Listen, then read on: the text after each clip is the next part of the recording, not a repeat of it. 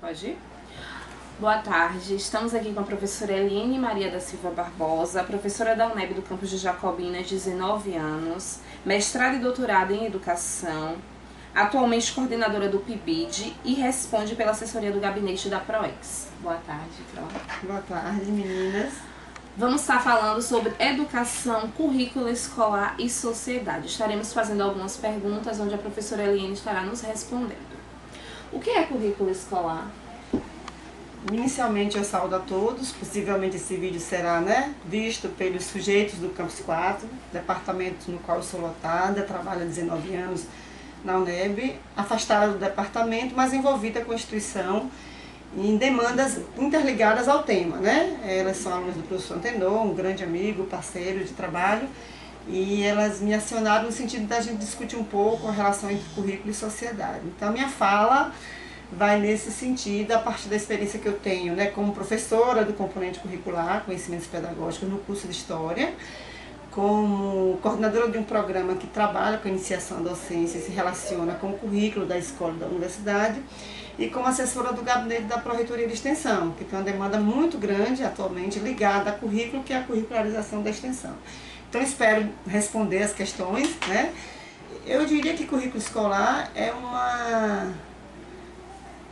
um conjunto de práticas e de ações que a instituição escola organiza para oferecer à sua comunidade, sua comunidade escolar, sobretudo aos seus alunos, que são os sujeitos da ação pedagógica da escola. Seria esse conjunto de práticas e ações, claro, a partir de uma concepção anterior. Conceitualmente ele é muito mais do que isso, mas do ponto de vista do que é o que a escola faz, é o que a escola faz ao longo de um tempo. Nós temos um recorte temporal na escola, que é o ano letivo, assim como temos o sujeito desse tempo escolar, o aluno. Claro que o currículo é muito mais do que isso. O currículo ele se mostra muito além do que essas práticas efetivamente revelam. A gente talvez fale um pouco mais sobre isso. Do ponto de vista conceitual, eu diria que é a carta maior da escola, é uma carta de intenção, é o que a escola se propõe a fazer, mas isso estaria mais ligado ao plano das ideias. E aí quando vocês falam em currículo escolar, me lembra muito assim, o que é que ela faz no dia a dia, na sua dinâmica interna, institucional, do ponto de vista do fazer mesmo, seria esse conjunto de práticas que ela oferece à sua comunidade, sobretudo aos alunos.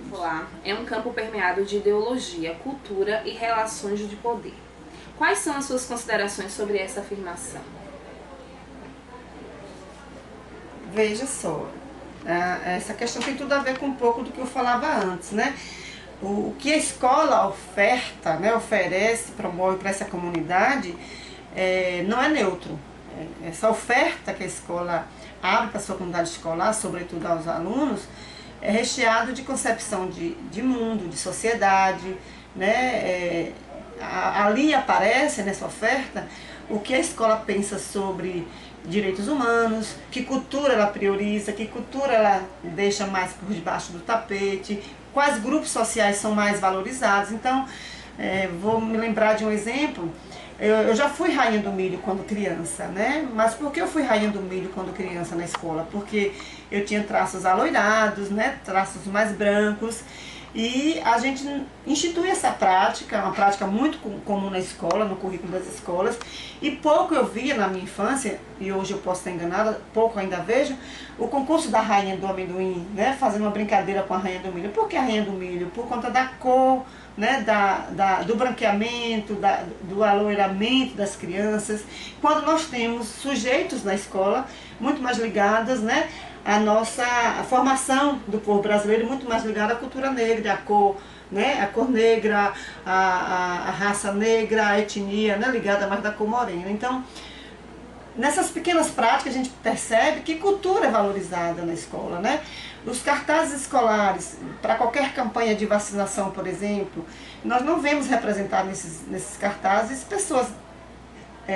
que não se traduzam, não se encaixe nesse protótipo da beleza norte-americana, europeia que a gente foi criado, embora nós tenhamos toda uma formação contrária. A gente vê ensaios, A gente vê ensaios de algumas escolas, de alguns grupos que entram fazendo uma espécie de contra-ideologia, mostrando uma outra ideologia, um outro conjunto de ideias. Porque o que seria ideologia? Esse conjunto de ideias de um determinado grupo. Então a gente diria que a contra-ideologia seria um grupo de pessoas interessadas em construir uma ideologia outra que não é essa ideologia do branco, dos traços meramente europeus, né, da campanha de vacinação que coloca uma família com pai, mãe e criança, mas uma campanha de vacinação que coloque 2 pais de uma criança, 2 mães de uma criança com as avós, que demonstra uma concepção de família com outros arranjos familiares, né? Não só uma concepção de família do comercial de margarina, como eu brinco, né? Como se toda a família fosse pai, mãe e 2 filhos. Geralmente é pai, mãe brancos e 2 filhos, um menino e uma menina, todos bem vestidos. Né? Essa expressão no currículo da escola traduz, né, a sobreposição de um grupo dominante, que é do grupo branco, né, do masculino e da concepção de família muito ligada à igreja, que não traduz a realidade. Então, o currículo inevitavelmente reforça isso, né, nas suas práticas mais comuns. Eu falava do cartaz da vacinação, eu falava do concurso da Rainha do Milho. Nos exercícios escolares, né, quando você faz o dever de casa, né, a professora faz a sua prática efetiva e manda o dever de casa para a criança. E pede que pergunte a seu pai ou sua mãe, né, sobre o final de semana. Uma pergunta como essa, aparentemente neutra, não tem de neutro nada. Né? Quando eu peço à criança que pergunte ao pai e à mãe o que foi feito no final de semana, eu tenho uma concepção de que ela mora com o pai e com a mãe. E a gente sabe muito bem que a maioria das famílias brasileiras, esse formato de família não existe mais. Então isso traduz uma ideologia, né, marcadamente centrada no masculino, numa concepção única de família que não existe mais, mas quem escolhe o currículo de algum modo insiste em revelar e reforçar. E aí a gente se pergunta, e o que fazem as crianças que não têm esse formato de família? Elas acham que não tem família, quando na verdade talvez a pergunta correta seria: pergunte a um adulto, né, peça ajuda a um adulto para relatar como foi o final de semana. Possivelmente essa criança está tutelada por um adulto, né? Ou sou o pai, ou sou a mãe, ou sou a avó. Ela não vive só, ela vive com um adulto. Então a pergunta seria: peça orientação a um adulto da família para responder como foi seu final de semana. Então essas relações entre currículo, ideologia, sociedade e cultura se revelam nesses pequenos atos que a gente faz na escola sem se dar conta disso. Um outro exemplo dessa relação é quando a gente faz filas na escola de menino e de menina. A fila da merenda, a fila do banheiro, a fila do intervalo. Eu chamo bastante atenção a isso nas minhas aulas. A fila é para organizar quem chegou primeiro em determinado local, ou quem sai primeiro em determinado local. Se a gente observar, do ponto de vista social, no banco não tem fila para homem e para mulher. Né? A fila é para quem chega primeiro, que tem uma organização de prioridade. Né, pela idade, pela limitação física, que é uma outra categoria de organizar, mas não por sexo.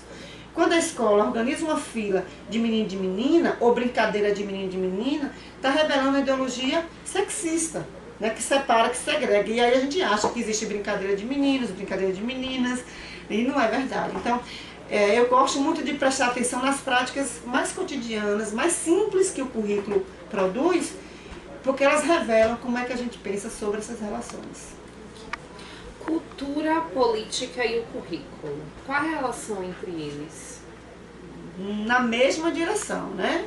A forma como eu organizo os assuntos, os conteúdos da minha disciplina, a forma como eu organizo a proposta pedagógica da escola na qual eu trabalho, revela a concepção de cultura, né? Se a gente valoriza a diversidade cultural do Brasil, se a gente prioriza um determinado tipo de cultura, um determinado tipo de saber, e aí talvez uma relação com o curso de vocês, que eu não domino, eu não sou da área de linguagem, mas eu sou uma curiosa, a gente vê a forma como as crianças falam, né? O que é supostamente certo, o que é supostamente errado, do ponto de vista da escrita, né, do registro do que se fala, da grafia, e a gente tem todo um processo escolar de corrigir essa fala, de corrigir essa escrita. E eu lembro do Chico Bento, que a gente leu muito Chico Bento, e é uma escrita, é uma fala que é corrigida pela escola, né? É uma escrita que socialmente não é reconhecida. Nos vestibulares a gente precisa adequar essa escrita, essa fala a um contexto. Dizendo isso, eu não estou defendendo que a gente escreva e fale do jeito que a gente lê no Chico Bento.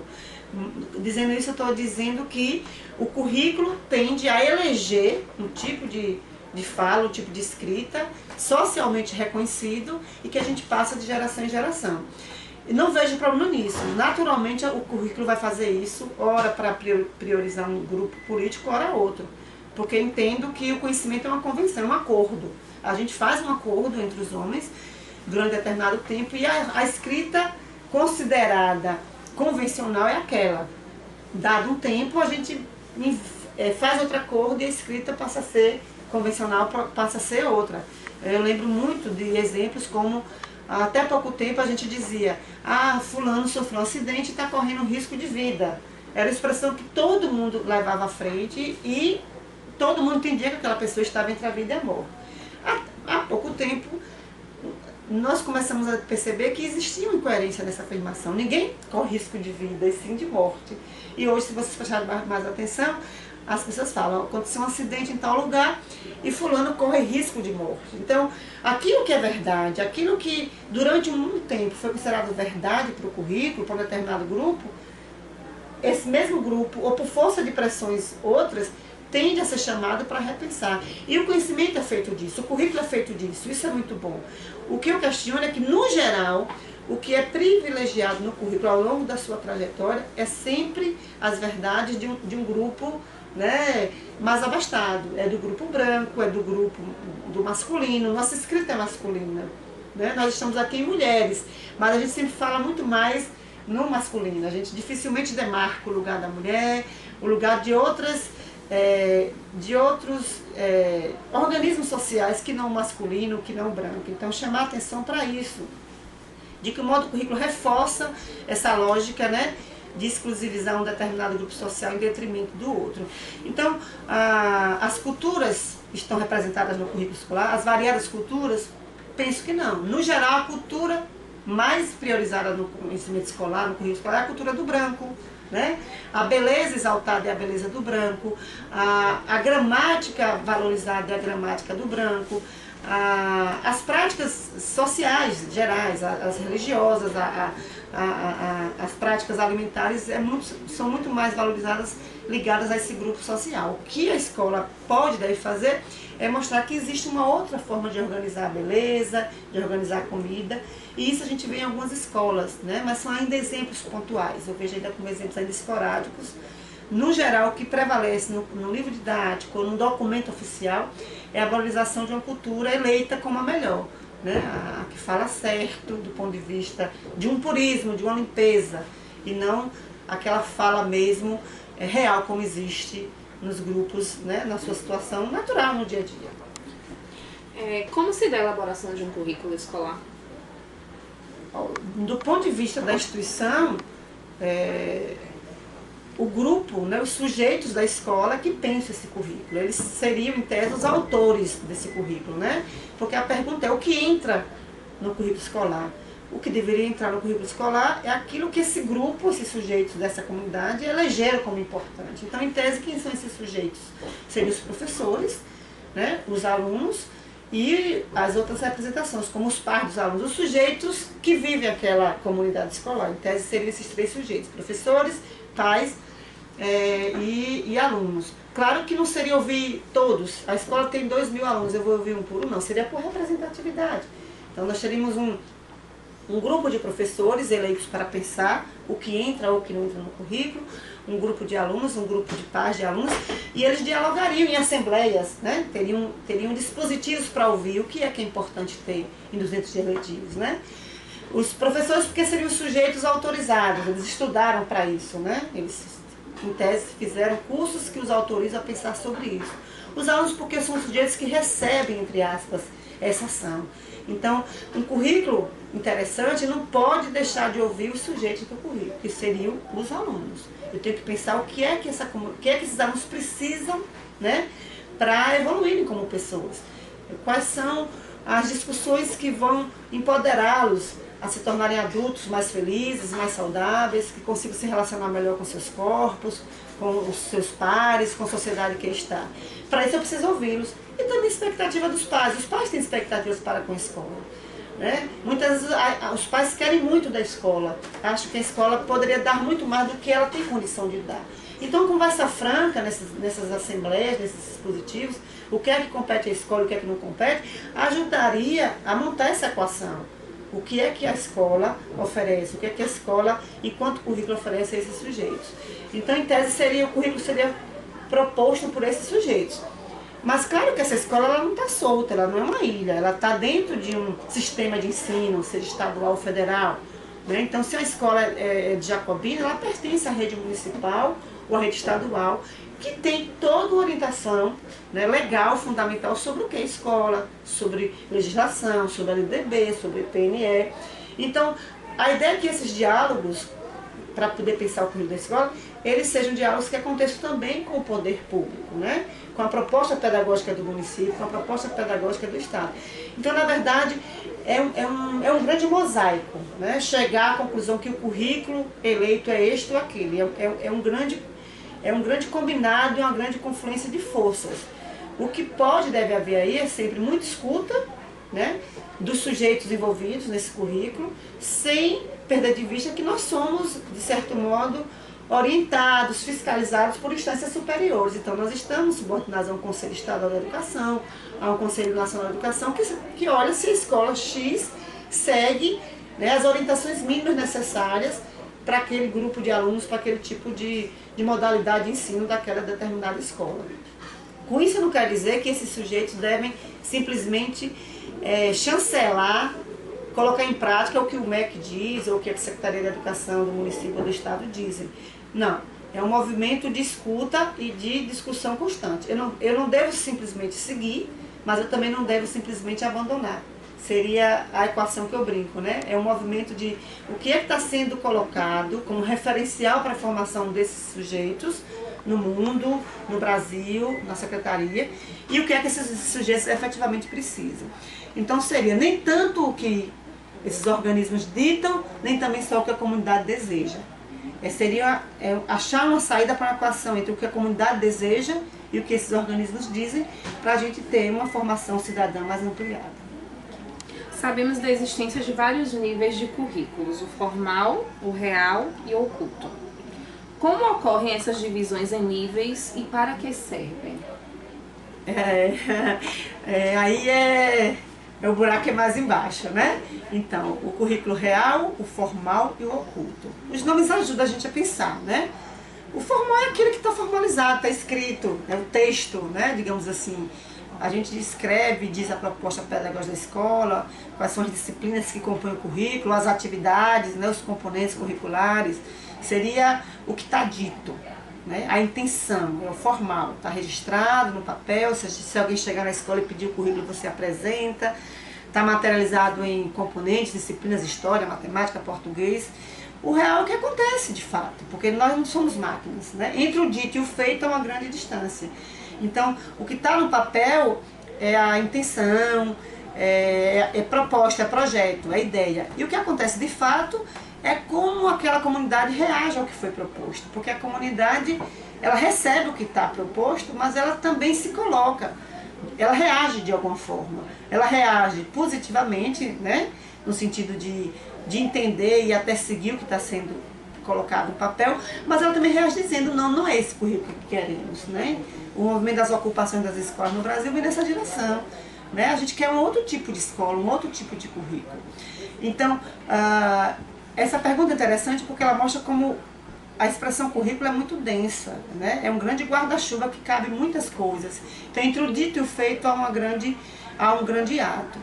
E o oculto, ao meu ver, é o mais interessante enquanto curiosa que sou da escola e da educação, porque o oculto é tudo aquilo que está subjacente, sorrateiro, sabe? É a prova de que além da aula de português que eu dou, de matemática, eu ensino muito mais do que isso. Que além da forma que eu ensino para meus alunos, a forma como eu ensino a fórmula diz muito de atitudes, de valores, de crenças. A forma como eu organizo a cadeira, sem círculos, sem fila. A forma como eu trato alguém que vem com cabelo black power, com cabelo alisado de chapinha, revela muito mais do que a minha aula de história ou de matemática. Isso do ponto de vista do professor, mas é uma coisa para um aluno, né? Se o aluno ele bagunça muito na escola porque ele faz bullying com a criança que é negra, ali tem um conteúdo subjacente, isso é currículo oculto. Então é preciso ter muito cuidado com as práticas que a escola faz, no sentido o que é que está sendo passado no momento em que o cartaz das Olimpíadas da escola Maricota da Silva só aparecem alunos brancos. Aparentemente não tem nada nesse cartaz, é um cartaz para fazer a propaganda da Olimpíada de Matemática. Mas do ponto de vista do currículo oculto, ele mostra que talvez a escola entenda como alunos os alunos brancos. O fenótipo dela é um fenótipo branco, né? Ela não reconheça. Então, se a gente fizer um cartaz sobre o Dia da Família na escola, muitas vezes o cartaz tem uma fotografia de uma família sempre branca e sempre com um homem, uma mulher e 2 crianças. Então, um cartaz desse, do ponto de vista do currículo oculto, revela que concepção de família essa escola propaga ou entende. E aí é importante a gente pensar e dizer assim, não, é preciso que o cartaz traduza, né, a maior parte dos sujeitos. Se a maior parte dos sujeitos daquela escola são de crianças negras, se o cartaz fosse feito de crianças negras. Se a maior parte da família daquela comunidade for de 2 mães que são família, que fosse 2 mães com uma criança. E por aí vai. Isso se revela nas mais cotidianas ações, no discurso do professor, nos corredores da escola. Eu gosto muito da escola que se mostra a partir dos corredores, daquilo que não é oficial. Eu prefiro muito mais o currículo oculto, no sentido de entender como é que ele se manifesta, porque ele é sorrateiro, não é fácil compreendê-lo, mas ele diz muito, a gente precisa ter muito cuidado. A forma como eu apresento um conteúdo, como eu respondo uma pergunta, como eu avalio uma resposta do aluno, revela muito. Então, eu preciso ter muito cuidado. Em relação à reforma do ensino médio e de acordo com sua posição diante dessa mudança, quais pontos são considerados positivos e negativos para a educação brasileira e quais interesses políticos, econômicos e sociais envolvidos? Essa pergunta é uma tese. Olha, eu posso desconhecer os pontos positivos. Eu não conheço, mas eu posso estar desavisada, né? O que eu vejo da reforma do ensino médio, eu vejo como um retrocesso imenso, principalmente em 2 questões. A primeira, como professora que sou formada e que busco me qualificar, né? O conjunto de você...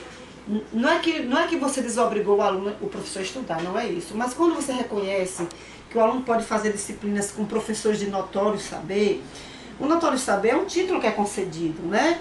E se concede porque alguém tem uma experiência, um saber naquela área, mas que não necessariamente é um saber, uma experiência advindo de uma formação. Vocês sabem disso. Nós temos muitas pessoas que não têm uma formação acadêmica que são titulares notório saber. Eu não discordo dessa prática, né, como algo, como uma comenda, como título a ser concedido. Então o próprio Lula recebeu, né, cidadão notório saber, honoris causas em algumas instituições, algumas universidades, mas ele não é professor da dinâmica regular de uma escola, sabe? Do dia a dia curricular de um sistema de ensino municipal ou estadual. Então me preocupa a gente não perseguir algo muito caro para nós, que é a formação de professores. A formação na universidade, a graduação, a pós-graduação, para vocês que estão começando. Vocês precisam saber que existe um caminho a ser percorrido, não um caminho reto, ele é curvo, ele tem os desvios, mas vocês precisam saber que é preciso fazer especialização, mestrado, doutorado, para terem cada vez mais conhecimento, experiência sobre aquele determinado assunto. Então, de algum modo, ele não reconhece essa trilha que a gente vem caminhando por aí. Mas para mim não é o mais sério. O mais sério para mim é hierarquizar a importância dos saberes outros. Eu não entendo uma sociedade em que um saber é mais importante do que o outro. Do ponto de vista da minha vida, não é nem como professora, é como mãe e mulher que sou. Todos os saberes, todas as áreas são importantes. E lhe ajuda a compor esse repertório de responder ao mundo. Você precisa das artes, da religião, da história, da matemática, da música. O que é um ser humano sem música, sem artes? Imagine se nós não tivéssemos acesso à música e à pintura. Nós seríamos muito duros, porque a arte nos ajuda a oxigenar, a arte nos ajuda a pensar o mundo de uma forma mais lúdica. E ludicidade é linguagem, tá? Então, no momento que eu desobrigo essas disciplinas, esses componentes, eu digo que eles são menos importantes. Por mais que eu diga, mas o Estado pode colocar, o município pode escolher. Mas, gente, Se eu tenho uma lei e digo que essa lei, tal disciplina é obrigatória e outras não são, inevitavelmente eu crio uma hierarquia. Então, de certo modo, está sendo dito que preferencialmente o ensino médio deve ter português, matemática, né? E que preferencialmente não tenha artes, história, geografia e educação física. Então, olha o currículo oculto aí que eu falava no início. O que é que tem de currículo oculto nesse texto? Tem uma preferência, né? E uma superioridade de disciplinas em detrimento de outras. E eu não acredito no mundo assim. Eu acredito que para que você leia o mundo de uma forma mais ampliada, você precisa recorrer à história, à matemática, à linguagem, à música, à educação física. Você consegue ver melhor e ler melhor esse mundo, e se relacionar melhor esse mundo, quando você recorre a essas diversas linguagens. Então, a retirada de qualquer linguagem, para mim, é um retrocesso. Diria o mesmo para você se estivesse retirando português. Diria o mesmo se estivesse retirando matemática. A matemática não é mais importante do que a artes, para mim. Elas ajudam a entender, a ler melhor a nossa condição humana. Então, todas essas áreas, elas juntas convergem para esse objetivo. Então, a retirada de uma ou de outra, eu considero um retrocesso. Do ponto de vista social, eu vou fazer uma referência à educação física, nós vivemos uma epidemia de obesidade no Brasil, vocês sabem disso, no mundo, no Brasil. Eu sou mãe de filhos que têm sobrepeso e assim, mesmo com a educação física, nós temos uma sociedade caminhando, nós já temos uma obesidade infantil caminhando para uma obesidade de adolescente e adulta muito próximo. Com a educação física nós já temos esse cenário, imagine sem ela. E eu estou falando aí só do ponto de vista do exercício, eu não estou falando aí de cultura corporal, que é um conceito muito mais amplo, né? A relação do corpo com a mente e com a construção dessa leitura mais ampliada de mundo. Então, eu considero que é um retrocesso. Se houver algum ponto positivo, eu desconheço, por falta mesmo de conhecimento, mas estou lendo e aberta a pensar quais seriam esses pontos positivos. E o absurdo que é você mudar uma estrutura de uma escola e de uma educação a partir de uma medida provisória. Já acabou o tempo de que a gente baixava decreto, canetaço, dizendo o que é permitido e o que é proibido. Nós estávamos num momento da história que tudo era discutido com os pares, né? Cadê as associações de professores? Foram chamadas para discutir. Nós temos uma lei, que é a 9394-96 de 96, né? Que é um LDB, e que essa lei é alterada por uma medida provisória. Isso é muito sério. Nós estamos voltando à época da canetaça. O rei caneta e diz: amanhã é proibido dormir de pijama. No outro dia, amanhã é proibido dormir de camisola. Não é assim que a gente estava no momento da nossa evolução enquanto civilização, de discutir as coisas, de construir coletivamente. E nós fomos surpreendidos com uma reforma feita por meia dúzia de pessoas que entendem muito pouco de educação, que não sabem nem os nomes das modalidades, chamam ensino médio de segundo grau, é um termo que não existe na nossa gramática, e que nós estamos vivendo isso, né? E todo dia o MEC pede desculpas por um erro ou outro, porque são muitos furos. Então eu desconheço algum avanço, se houver, e acho um retrocesso. Tirar qualquer componente, qualquer disciplina do currículo, porque a gente precisa de todas as áreas do conhecimento que nós conhecemos para que a gente compreenda melhor o mundo e de outras que poderiam surgir. Possivelmente a gente vai caminhar para áreas de tecnologia, né, de alguma coisa ligada à espiritualidade, porque talvez a gente não dê conta de entender a humanidade só com o que nós temos. Então eu considero um retrocesso e a gente está tentando mobilizar, né, as universidades têm feito notas de repúdio, mas é muito difícil. O cenário brasileiro hoje é muito difícil para qualquer tipo de enfrentamento, né? Nós estamos, eu digo, meus amigos, retrocedendo em muita coisa. Eu nunca esperei passar por um momento que a gente, para mim tinha coisas que a gente não voltava mais atrás, nós estamos voltando. Nós estamos intolerantes, nós estamos sem paciência para com os outros, né? E nós estamos desmobilizados, então, infelizmente o cenário não é interessante, não é favorável. Existe um projeto de lei em discussão no Senado Federal sobre a escola sem partido. Quais impactos seriam provocados à educação e à sociedade em caso de aprovação? E qual é a sua opinião sobre esse assunto? Primeiro, o nome é um equívoco. Escola assim, todo mundo tem partido, tá? Todo mundo tem partido. O partidário não é nada partidário. Tomar partido é tomar posição. Então, escola sem partido é escola sem posição. Escola sem posição não existe, porque no momento em que ela elege que conteúdos entram, lembra que eu falava no início, que conteúdos não entram, ela está tomando partido. No momento em que eu digo que é esse tipo de aluno que eu quero e é esse tipo de aluno que eu não quero, ela está tomando partido. O nome é um absurdo, né? Escola sem partido. A intenção, mais uma vez, é desmobilizar o que a gente já construiu historicamente, que é o direito à voz. Né? Nós estamos aqui falando sobre um monte de assunto, porque nós construímos o direito da fala livre. Nós temos o direito de ir e vir, de falar o que deseja, o que pensa. Né? Nós estaremos retrocedendo porque a escola sem partido, em linhas gerais, é você não problematizar os assuntos, é você achar que o conteúdo ele tem um nível que é só conceitual. E o conteúdo não tem só um nível conceitual, falava nesse instante. Né? A forma como eu ministro o conteúdo revela a concepção de mundo, de sociedade. A fotografia que eu levo para ser analisada, o cartaz que eu elejo, ele revela toda uma concepção. E é uma pretensa ideia, porque no momento que nós trabalhamos com alunos, com sujeitos, professores e alunos, a ideologia está subjacente. O que o aluno pensa está naquele caldeirão de discussão. O que eu digo aqui para vocês, vocês associam o que vocês já sabem.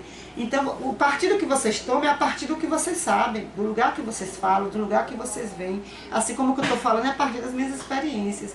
Então, é uma proposta de asepsia, entende? É como, vamos limpar do assunto qualquer possibilidade dela entender diferente, qualquer possibilidade dela discordar, mas isso é impossível, é um contrassenso, porque não dá para você garantir que a fala que eu falo aqui seja entendida pelo que está me assistindo, literalmente como eu disse. Então, fica parecendo que é uma coisa assim, esquizofrênica, porque uma pessoa em sã consciência não iria propor uma asepsia na forma de dar aula, na forma da escola se organizar, porque essa asepsia contradiz a própria natureza humana. O que eu digo, né? Eu digo de uma forma, mas como chega, em quem está me ouvindo, chega a partir daquilo que ele tem já de referencial anterior. Então eu fico me pensando o que é que essas pessoas ganham perdendo tempo em fazer uma proposta como essa. Claro que o interesse é, de algum modo, limpar as nossas escolas desse poder de mobilização que a gente ainda tem um pouco, né? Eu falava que a gente está desmobilizado, mas nós temos alunos que ainda vão para a rua, alunos que ocupam escolas e que tiram as melhores notas, os melhores resultados. Nas notas do Enem, no INEP, né, no IDEB, são de escolas ocupadas. E aí isso é um tapa na cara deles. Como é que a escola ocupada, que são irresponsáveis, são alunos que não querem nada, como é que eles tiram as melhores notas? Exatamente porque eles perguntam, porque eles contestam, porque eles não acreditam, na verdade, no e crua do jeito que é mostrado. Eles tensionam, porque eles questionam uma lei que é contra o favor do aborto, exatamente por eles dizerem assim, se o homem fizesse aborto, era legalizado no Brasil. Possivelmente, se o homem abortasse, talvez fosse legalizado. Mas como não é a mulher, ele ainda é alvo dessa discussão. Então, os interesses seriam uma suposta limpeza, uma suposta asepsia das problematizações que são inerentes à condição humana. Né? Porque isso chama atenção. Nós estamos aqui hoje, nós três, possivelmente, nós três mulheres. Eu não conheço vocês há mais tempo, mas eu me arrisco a dizer, possivelmente vocês não nasceram em berço de ouro, não são filhas de coronéis, assim como eu não sou. E nós estamos aqui porque nós questionamos a realidade dada. Nós nascemos no Nordeste brasileiro, estudamos em escolas públicas sem condição nenhuma, e como tivemos a capacidade de nos mobilizarmos, chegamos até aqui e vamos muito mais além. E a escola sem partido prevê exatamente o contrário, não. Né? Uns nascem para serem engenheiros, outros nascem para serem agricultores, como se isso fosse verdade. Então a escola sem partido ela vem para limpar toda e qualquer possibilidade de contestar o que está posto, de perguntar, e por que isso? Menino não usa rosa. E por que não usa rosa? Qual o problema de usar rosa? A menina não brinca de carrinho. E por que menino não brinca de carrinho? Então a escola vem limpar isso, que do ponto de vista da humanidade isso não caberia mais. Nós já passamos desse momento, inclusive. Não dá mais para voltar atrás, mas a escola sem partido prevê isso. E claro, privilegia o grupo dos interesses de um partido, que é o PSDB. A escola sem partido dá esse nome, mas os propositores, as ideias contidas, ocultas na escola sem partido é do partido do PSDB. Né? Seria ressuscitar a velha República Café com Leite, que era Minas e São Paulo, que tomava conta do Brasil. Era a Minas com a produção de leite e São Paulo com a produção de café. Então eles alternavam o poder. De algum modo, são as ideias do quê? Do homem no poder, do branqueamento, da fala limpa, correta, sem o tá, sem o né, como eu estou falando aqui. Então eles querem um Brasil purista, como se fosse possível, né? E eu considero um extremo retrocesso. E a gente defende que a escola tem partido sim, e que viver é tomar partido o tempo todo, e que o currículo é sim fazer partido o tempo todo. Ok, muito obrigada, professora Eliane, pela disponibilidade. Fique à vontade para as suas considerações finais a respeito do assunto. Eu queria agradecer a oportunidade às meninas, Jéssica e Diana. Diana. Eu sei que vocês fazem parte de um coletivo maior, né, de um semestre, um grupo. Então eu queria estender, né, o agradecimento a esse grupo por terem de algum modo me escolhido para falar sobre essas questões. Ao professor Antenor, que é suspeito, é um grande parceiro, um grande amigo, então de algum modo a gente se atualiza, né? Eu estou afastada do departamento, mas eu me atualizo falando sobre isso. Eu adoro esse movimento de conversar com alunos. Peço desculpas pela espera, né? Eu estou em outras demandas atualmente, com a agenda um pouco difícil, mas me coloco à disposição para alguma expressão que tenha ficado equivocada, porque a gente está fazendo ao vivo e em cores, né? E espero ter colaborado, né? Mas posso também aprofundar mais o debate se assim for necessário, ok? Obrigada.